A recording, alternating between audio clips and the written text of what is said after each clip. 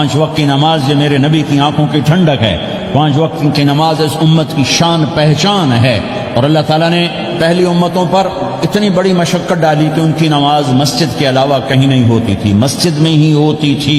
ہمارے لیے کتنی آسانی کر دی، جاب میں ہے مصلی بچھا نماز پڑھ، چلو مصلی بھی کوئی نہیں، زمین دیکھ اس پر کوئی گندگی تو کوئی نہیں ہے، بس زمین بھی تیرے لیے پاک ہے، چل نماز پڑھ۔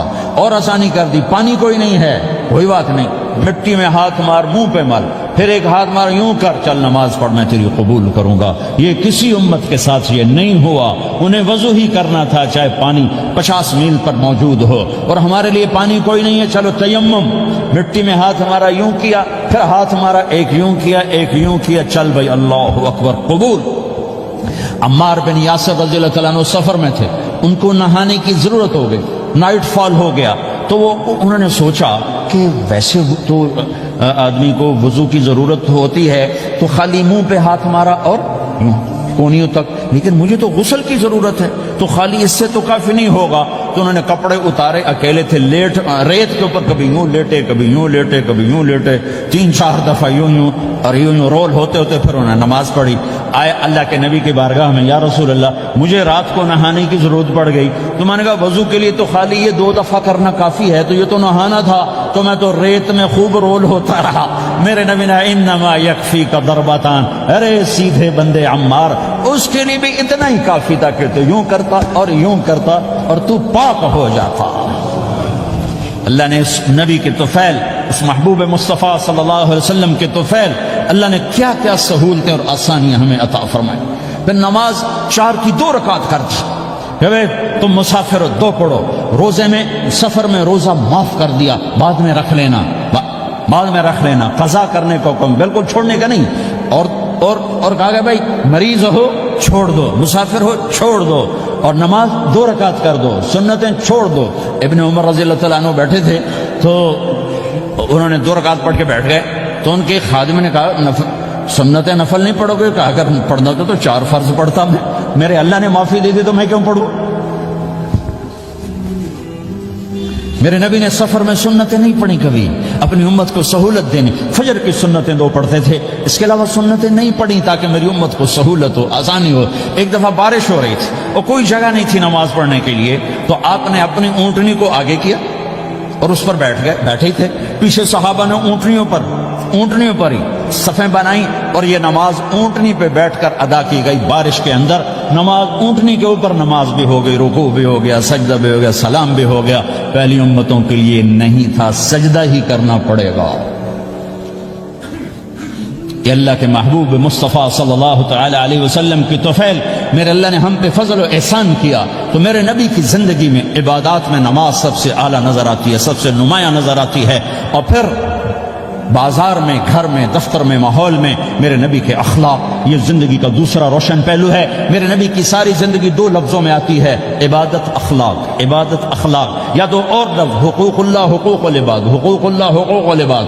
حقوق اللہ میں نماز سب سے اعلیٰ، اور حقوق العباد میں لوگوں کی برداشت کرنا، لوگوں سے درگزر کرنا، معاف کرنا، جھوٹ سے بچنا، دھوکے سے بچنا۔ میرے نبی سے پوچھا گیا یا رسول اللہ مسلمان کنجوس ہو سکتا ہے؟ ہم نے کہا ہو سکتا ہے۔ یا رسول اللہ مسلمان کمزور ہو سکتا ہے، بزدل ہو سکتا ہے، ڈرپوک ہو سکتا ہے؟ آپ نے کہا ہو سکتا ہے۔ یا رسول اللہ مسلمان جھوٹ بول سکتا ہے؟ آپ نے کہا نہیں، جھوٹ نہیں بول سکتا، جھوٹ نہیں بول سکتا۔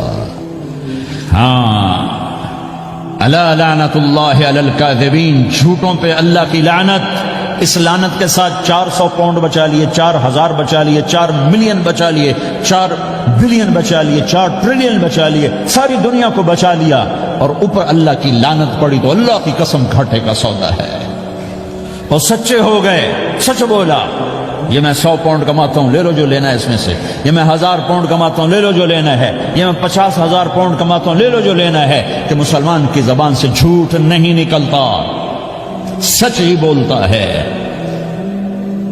آپ تشریف لے جا رہے ہیں، ایک آواز ہے یا رسول اللہ، آپ نے یوں دیکھا، کوئی نظر نہیں آیا، پھر آواز ہے یا رسول اللہ، تو آپ نے دیکھا کہ ہرنی ڈیئر چھوٹی وہ کھڑی ہوئی، رسی میں بندھی، تو آپ نے کہا کیا ہوا؟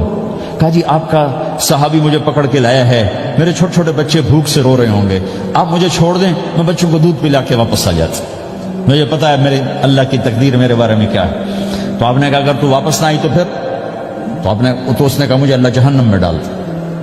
آپ نے اس کی رسی کھول دی, خود وہیں بیٹھ گئے. اس نے دوڑ لگائی اور پہاڑوں میں گم ہو گیا. تھوڑی دیر کے بعد وہ دوڑتی ہوئی آئی اور آ کے سر یا رسول اللہ میں حاضر ہو جاؤں. تو آپ نے اس کو باندھ کے وہیں آپ بیٹھ گئے نہیں. دیر کے بعد وہ صحابی آئے جنہوں نے اس کو شکار کیا تھا, پکڑا تھا. تو کہنے لگے ان کا یا رسول اللہ آپ یہاں کیسے؟ کہ میں ایک درخواست لے کر آیا ہوں. کیا؟ کہ یہ ہرنی مجھے ہدیہ کر دو. کہ یا رسول اللہ سب کچھ آپ کا ہے, کہ بس یہ ہدیہ کر دو. یا رسول اللہ حاضر. تو آپ نے اس کو لے کر رسی اس کی گردن سے نکالی کہ جا بچی اپنے بچوں کے پاس جا کے خوشی منا. سچ نجات دیتا ہے اور جھوٹ ہلاک کرتا ہے. ایک ہرنی جان کی بازی کھیل گئی سچ بولنے کے لیے. تم چند پونڈوں پہ جھوٹ بولتے ہو, ایمان کو برباد کر کے رکھ دیتے ہو. مسلمان جھوٹ نہیں بولتا, مسلمان دھوکہ نہیں دیتا, مسلمان کی زبان سے سخت بول نہیں نکلتا, کسی کو بے عزت نہیں کرتا, کسی کو کی بے کامی نہیں کرتا, کسی کا دل نہیں توڑتا, کسی کو ذلیل نہیں کرتا, خود سہتا ہے, اوروں کو خوشیاں دیتا ہے, خود دکھ سہتا ہے, اوروں کو راحت دیتا ہے, خود تکلیف سہتا ہے. یہ میرے نبی کے اخلاق ہیں, یہ میرے نبی کی زندگی ہے, اور یہ اسلام کا سب سے بڑا چیپٹر ہے اور سب سے مشکل چیپٹر ہے. جب میرے نبی نے لمبی نمازیں پڑھی تو اللہ نے روک دیا کہ میرے حبیب ما انزلنا علیک القرآن لتشقى, اتنی لمبی نماز نہ پڑھ کے تو تھک جائے. میرے نبی نے تبلیغ میں زور دکھایا تو اللہ نے روک دیا فلتذهب نفسك علیہم حسرات. میرے نبی اتنا غم نہ کر کے آپ خود ہی آہیں بھرتے بھرتے آپ مر جائیں. میرے نبی نے مال سارا خرچ کیا, اللہ نے اس سے بھی روک دیا. ولا تبسطها كل البسط فتقعد ملوما محسورا. اتنا خرچ نہ کریں کہ آپ خود پھر دکھی ہو کے بیٹھ جائیں. خرچ کرنا بہت بڑا عمل, تبلیغ سب سے سارے عملوں کا سردار عمل. تبلیغ سے بڑا کوئی کام ہوتا تو اللہ نبیوں کو دیتا. اگر تبلیغ سے بڑھ کر کوئی کام ہوتا تو اللہ نبیوں کو دیتا. گشت سے بڑھ کر کوئی محنت ہوتی تو اللہ نبیوں کو دیتا. 950 سال نوح علیہ السلام گشتی کر رہے ہیں, اور اللہ کی مان لو, اللہ کی مان لو. اتنا عظیم عمل کا میرے نبی درمیانہ نماز سب سے بڑی عبادت, میرے نبی درمیانہ کام. لیکن جب میرے نبی نے اخلاق اچھے کیے, دشمن کو معاف کرنا. لیکن ایک آدمی آپ سوئے ہوئے تھے, آپ کی تلوار لٹکی تھی, ایک آدمی آیا, اس نے آپ کی تلوار اتاری اور یوں ہماری پسلی میں, آپ اٹھ کے بیٹھ گئے. اب وہ قتل کے ارادے کے لیے آ چکا ہے اور تلوار یہاں ہے. کہتا من یمنعک منی, اب بول تمہیں کون بچائے گا؟ تو آپ نے مسکراتے ہوئے کہا اللہ. تو اس کے ہاتھ سے تلوار گر پڑی, تو آپ نے اٹھا لی, آپ نے یوں سیدھی کی, اب تو بچا, تجھے کون بچائے گا؟ وہ کہنے لگا مجھے تو ہی بچائے گا. وہ تو اللہ کو جانتا نہیں تھا, کہ بابا مجھے تو ہی بچائے گا. تو آپ کہتے ہیں اس کا سر اڑا دو, یہ نبی کو قتل کرنے آیا ہے. میرے نبی نے فرمایا کلمہ پڑھتے ہو؟ کہ نہیں پڑھتا. کہ جاؤ معاف کیا. یہ میرے نبی کے اخلاق ہیں. 20 سال جنہوں نے قتل کے منصوبے بنائے, مکہ والے. جب آپ مکہ میں فاتحانہ داخل ہوئے, ابو سفیان سب سے زیادہ آپ کو دکھ پہنچانے والوں میں پیش, تو آپ نے ابو سفیان کو عزت دی. جو ابو سفیان کے گھر میں داخل ہوگا اس کو کچھ نہیں کہا جائے گا. آپ تو ابو سفیان کو بلا کے سولی پہ لٹکاتے, اور آپ کہہ رہے ہیں جو ابو سفیان کے گھر میں جائے گا اسے کچھ نہیں کہا جائے گا, جو بیت اللہ میں ہوگا اسے کچھ نہیں کہا جائے گا. سارا مکہ سامنے, آپ یوں بیت اللہ کا دروازے پر یوں دونوں ہاتھ ایسے ٹکا کے کھڑے تھے. پھر آپ نے کہا میں کیا کروں گا اب تمہارے ساتھ؟ تو سہیل بن عمر نے کہا آپ کریم ہیں, کریم کے بیٹے ہیں. تو آپ نے کہا جاؤ میں نے معاف کیا. یہ اخلاق آج مٹ چکے ہیں. مردوں سے, عورتوں سے, علم والوں سے, خانقاہ والوں سے, تبلیغ والوں سے, سب زیرو ہوئے پڑے ہیں. جب تک یہ اخلاق زندہ نہیں ہوتے اسلامی زندگی قائم نہیں ہو سکتی, اسلامی معاشرت قائم نہیں ہو سکتی. اور دین 2 چیزوں سے آگے پھیلتا ہے, ایک دعوت اور ایک اخلاق. دعوت اور اخلاق. دعوت نہیں ہوگی تو اخلاق وہیں پڑے رہ جائیں گے, اخلاق نہیں ہوں گے تو دعوت کوئی قبول نہیں کرے. میرے نبی نے کتنے معجزے دکھائے مکے میں, نہیں کلمہ پڑھا. بدر میں ان کے 70 مارے گئے, فرشتوں کو دیکھا, جبریل کے گھوڑے کی آواز سنی, کلمہ نہیں پڑھا. خندق میں شکست ہوئی, کلمہ نہیں پڑھا. پانی نکلتے دیکھا انگلیوں سے, کلمہ نہیں پڑھا. ایک بکرے کا ایک بازو پکایا, ایک بازو بکرے کا, ایک اگلا جو بازو تھا, اور 40 آدمیوں نے کھانا کھایا اور ایک بوٹی کم نہیں ہوئی, کلمہ نہیں پڑھا. لیکن جب میرے نبی نے کہا جاؤ معاف کیا تو سارے ہی کلمہ پڑ گئے کہ واقعہ یہ اخلاق نبی کے ہو سکتے۔ حنین کی جنگ میں جب بھاگے لوگ، شکست ہوئی، تو ایک صحابی کا بھاگتے ہوئے پاؤں ہمارے نبی کا پاؤں پر آیا، وہ جوتا سخت تھا، تو آپ نے کہا اوجعتنی، اور آپ کے ہاتھ میں چھڑی تھی، آپ نے اس کو یوں ماری تو اوجعتنی، ارے تو نے مجھے کتنا زیادہ درد پہنچایا، دکھ پہنچایا۔ وہ بیچارے پگھل کے رہ گئے اور پریشان ہو گئے، اور فرماتے ہیں سارا دن میں پریشان، ساری رات پریشان کہ اللہ کے نبی کو میں نے تکلیف پہنچائی، اب میرا کیا بنے گا۔ اگلا دن ہوا تو اعلان ہو رہا تھا بھائی جس کا پاؤں نبی کے پاؤں پہ آیا تھا اس کو اللہ کے نبی بلا رہے ہیں۔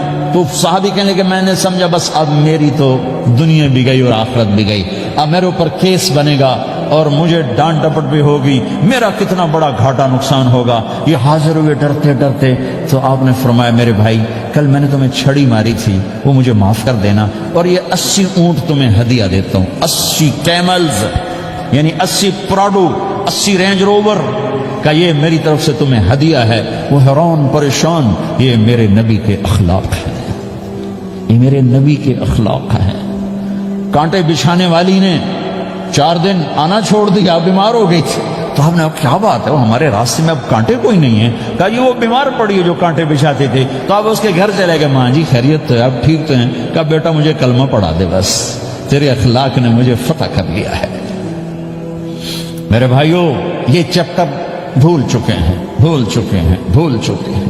جب تک یہ چیپٹر زندہ نہیں ہوگا زندگی اسلامی نہیں بنے گی، معاشرہ اسلامی نہیں بنے گا، اور آگے قوموں کے لیے اسلام کا دروازہ نہیں کھلے گا۔ ہمیں معاف کرنا آتا ہو، ہمیں گالی دینے والے کو دعا دینا آتا ہو، غیبت کرنے والے کی تعریف آتی ہو، اور غیبت کرنے سے، غیبت سننے سے اپنے آپ کو ایسے بچاؤ جیسے زہر سے بچاؤ، جیسے آگ سے بچاتے ہو۔ ایک دوسرے کو نفرت کا بول نہ بولو ورنہ ساری زندگی تباہ و برباد ہو جائے گی۔ میرے رب کی قسم، میرے نبی نے کہا ایک زبان کا بول انسان بولتا ہے اور جہنم کی گہرائیوں میں گر جاتا ہے، اور ایک زبان کا بول انسان بولتا ہے اور جنت کے درجات پر چڑھ جاتا ہے۔ یہ زبان بہت طاقتور چیز ہے، میں ہر بیان میں اس کو دہرا رہا ہوں کہ جتنا یہ عمل ختم ہو چکا ہے اتنا کوئی عمل بھی نہیں ختم ہوا ہے۔ اور ایک صحابی ہیں ابو دجانہ۔ کون ابو دجانہ؟ السابقون الاولون من المہاجرین والانصار، اس میں پہلی صف کے صحابہ۔ کون ابو دجانہ؟ جب آپ حج پر گئے تو اپنی جگہ مدینے کا امیر ابو دجانہ کو بنایا۔ ابو دجانہ حج میں شریک نہیں ہوئے کہ آپ نے اپنی جگہ ان کو اپنا نائب بنا کے وہاں کھڑا فرمایا ابو دجانہ میری جگہ پر مدینے کا امیر ہے، یہ وہ ابو دجانہ ہیں۔ کون ابو دجانہ؟ جو جنگ بدر سے لے کر آخری حج تک ہر سفر میں شریک ہیں، ہر سفر میں شریک ہیں۔ ان کی ایک بات میں بتانا چاہتا ہوں، پہلے تھوڑی سی ان کی ہسٹری بتانا چاہتا ہوں۔ کون ابو دجانہ؟ احد کی جنگ میں آپ نے تلوار اٹھائی، کہ اس تلوار کو کون لے گا؟ کئی صحابہ کھڑے ہو گئے، آپ نے کہا اس تلوار کا حق کون ادا کرے گا؟ سارے بیٹھ گئے، 3 آدمی کھڑے رہے، ایک زبیر بن عوام، ایک عمر بن خطاب، ایک ابو دجانہ۔ ان کا نام ہے سماک بن خرشنہ، سماک بن خرشنہ ان کا نام ابو دجانہ سے مشہور ہے۔ تو آپ نے تلوار نہ عمر کو دی، نہ زبیر کو دی، ابو دجانہ کو دی۔ تو عمر رضی اللہ عنہ نے تو محسوس نہیں کیا، حضرت زبیر نے محسوس کیا کہ اس کو کیوں دی، مجھے کیوں نہیں دی، میں مہاجرین میں سے ہوں، میں پھوپھی کا بیٹا ہوں، میں اس سے دلیری میں کم نہیں ہوں۔ بلکہ حضرت زبیر کی دلیری کی تو دھک تھی، جدھر سلوار چلتی تھی کاٹتی چلی جاتی تھی، کہنے کہ میں دیکھوں گا یہ کیا کرتا ہے۔ تو ابو دجانہ کے پیچھے پیچھے زبیر ہو لیے۔ تو ابو دجانہ نے جو حملہ کیا تو 3000 کا لشکر تھا، اس کو چیر کے پار نکل کے، پورے لشکر کو کاٹ کے پار نکل کے، اور آگے عورتیں کھڑی تھیں جو مکے کے لشکر کو تیار کر رہی تھیں۔ نحن بنات طارقی نمشی علی النمارقی مشی القتل بوارقی المسک فی المخالقی المسک فی المفارقی والدر فی المخالقی ان تقبلوا نعانقی وتدبروا نفارقی فراق غیر وامقی۔ یہ گانا گا رہی تھی اور ان کو تیار کر رہی تھیں۔ تو جب ابو دجانہ کی تلوار نظر آئی تو سب بھاگی، ہندا پکڑی گئی، تو آپ نے یوں اپنی تلوار ہندا کے سر پر رکھی، انہوں نے چیخ ماری، تلوار ہٹا لی۔ تو زبیر پیچھے پیچھے کہ کیا کیا ہے؟ جنگ میں اگر کوئی عورت حصہ لے اسے مارنا جائز ہے، ویسے جائز نہیں ہے، عورت کو، بچے کو، بوڑھے کو ہاتھ لگانا جائز نہیں ہے۔ تو انہوں نے کہا تلوار کو نہیں چلائی؟ کہا میرے محبوب کی تلوار ہے، عورت کے خون سے رنگین کر کے اس کی شان نہیں گھٹانا چاہتا، یہ میرے نبی کی تلوار۔ پھر واپس ہوئے، پھر اٹیک کیا اور پھر مجمع کو چیر دیا۔ سامنے ایک آدمی آ رہا تھا ہاتھی کی طرح، اتنا لمبا موٹا تازہ، تو زبیر کہنے کہ میرے جی میں آیا کبھی اس کی ٹکر ہونا پھر میں دیکھوں ابو دجانہ کیا چیز ہے۔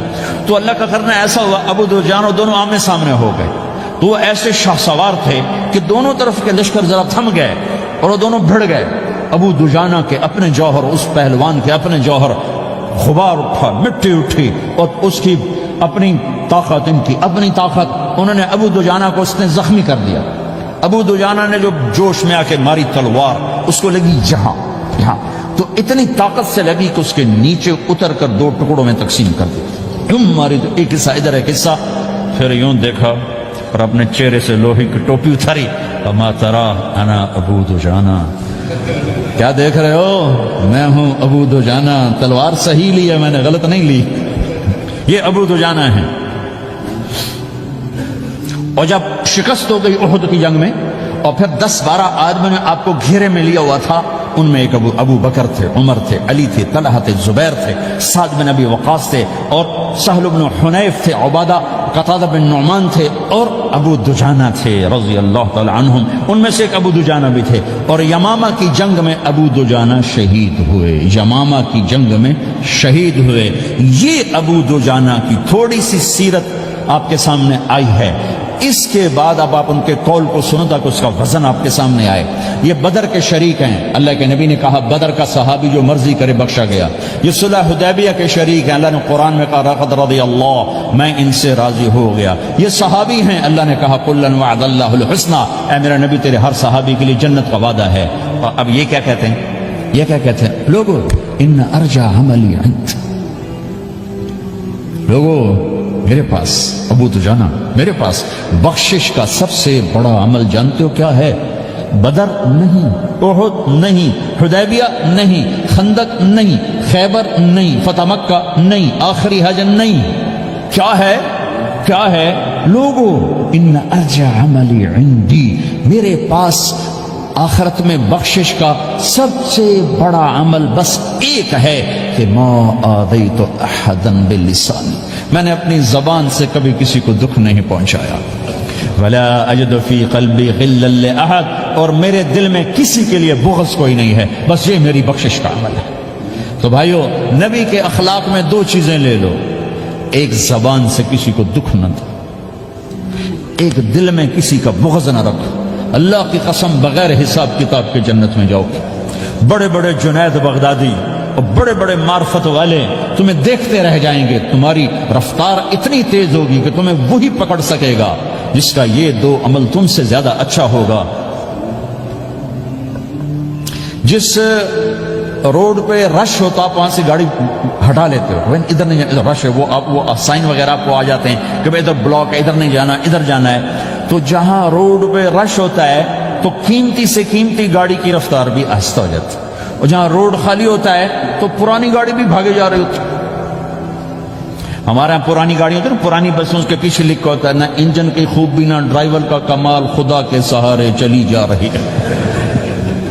اور جس کے پاس ایسی گاڑی ہو، نہ انجن کی خوبی نہ ڈرائیور کا کمال، تو اگر اس کو روڈ خالی مل جائے تو وہ تو مرسیڈیز والے سے پہلے پہنچے گا، رینج روور والے سے پہلے پہنچے گا، بینٹلی والے سے پہلے پہنچے گا، رولز رائس والے سے پہلے پہنچے گا، جو وہ تو پھنسی کھڑی اور اس کا روڈ ہی خالی ہے۔